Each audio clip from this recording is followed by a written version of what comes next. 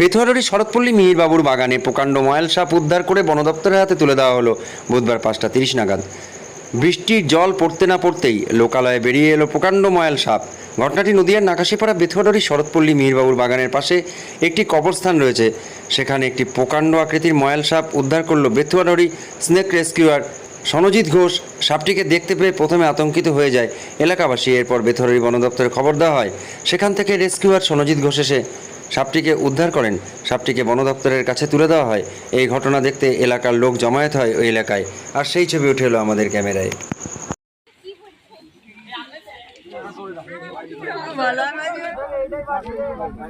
এই শোনা শোনা এই শোনা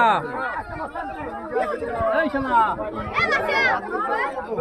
এই শোনা এই শোনা ওইটুকু বস্তা এত বড় সাপ ঢোকে?